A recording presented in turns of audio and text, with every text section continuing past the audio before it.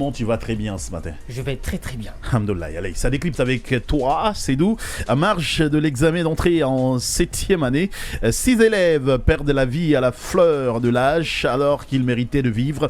Seydou, au regard donc de cette immense perte en vie humaine, j'ai envie de dire à Kouroussa, il est légitime et normal de chercher à savoir ce que nos dirigeants ont fait depuis des années pour éviter cela. Ah oui, Kamal, il est plus que légitime et normal de savoir ce que nos dirigeants font pour prendre à bras le corps les nombreuses questions liées à l'éducation guinéenne qui continuent de s'enfoncer dans les ténèbres de l'abîme. Même si on dit que l'accès à l'éducation est un droit, en Guinée, cela n'est visible que sur papier, Kamal. En réalité, il y a des endroits où l'accès à l'éducation est totalement impossible. Pas d'école, pas d'université, pas d'institut de formation, pas de centre d'éducation communale, que sais-je encore.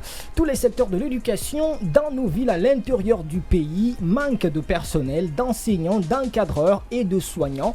C'est une situation de sauve qui peut Kamal, la tragédie vécue par nos enfants qui ont perdu la vie en allant à la quête du savoir, relance la question des conditions d'éducation et d'apprentissage des enfants et du jeune Guinéen dans notre pays. Eh bien, Seydou, pendant cette période des examens nationaux qui démarrent déjà même aujourd'hui, ce lundi, nos autorités doivent impérativement agir et se débarrasser des discours vides de sens. Oui, je suis d'accord avec vous, Aïcha. Je suis entièrement d'accord avec vous parce que ces examens nationaux tombent sur une période de grande pluie qui d'ailleurs ont transformé la Guinée en champ de patates depuis quelques jours ou quelques semaines. Face à ces problèmes, Aïcha, pour atténuer la situation, nous attendons l'action de nos autorités, donc d'agir dans l'urgence pour permettre à nos élèves d'aller passer leur examen dans la sécurité et la tranquillité. Il est temps que nos autorités se mobilisent pour réquisitionner des moyens de déplacement afin de conduire les élèves dans les salles de classe pour éviter le pire encore une fois. Ces 6 enfants qui ont perdu la vie sur le chemin du savoir ne méritaient pas de vivre cette situation ou de partir comme ça parce que pour moi la République est trop riche pour refuser d'investir dans les écoles, dans les universités à l'intérieur du pays ou d'ailleurs dans les instituts qui souvent sont en construction. Est-ce que ils sont en construction? Je me pose la question. Oui, la République est trop riche pour refuser de créer des conditions idoines permettant aux élèves étudiants à l'intérieur du pays d'avoir accès à une bonne éducation. L'éducation, on en parle et on en reparle encore tout le temps. Alors, avec tous ces problèmes liés à l'éducation en Guinée, peut-on espérer avoir une jeunesse bien formée qui puisse relever le défi du développement de notre pays, Seydou? Et c'est une utopie de croire que les choses sont en train de changer en Guinée lorsqu'on parle d'éducation pour tous. En tout cas, personnellement, je crois que rien n'a changé. Alors, à qui la faute? La faute est imputable à nos gouvernants qui ont toujours refusé de faire de l'éducation du jeune Guinéen une priorité en Guinée.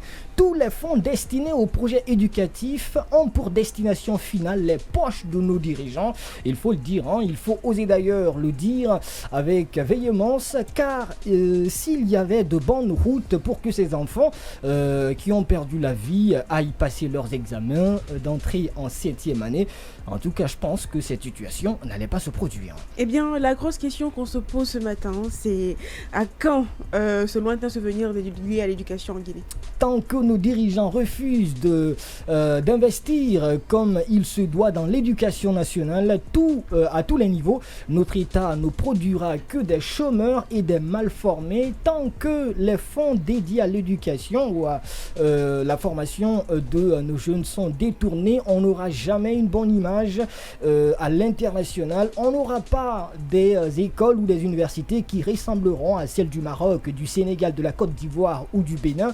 Rien qu'à voir le budget alloué à l'éducation nationale, on comprend que le secteur n'est pas une priorité pour nos gouvernants. Pour l'instant, contentons-nous des bonnes volontés pour éviter aux enfants des échecs à répétition. Les bonnes volontés, c'est qui? C'est souvent des jeunes qui se mobilisent comme objectif 224 bacs initiés par des enseignants soucieux de l'avenir de nos enfants pour les sortir des ténèbres. 7 élèves perdent leur vie à Corossa sur le chemin de l'examen d'entrée en 7e année. Nos autorités avaient-elles pris des mesures pour éviter ce drame? Une grosse question pour laquelle on espère avoir une réponse. Au lieu de chercher à fermer tous les médias en Guinée, voici un problème que nos autorités devaient chercher à résoudre pour éviter que d'autres élèves ne vivent la même situation dans les prochains jours.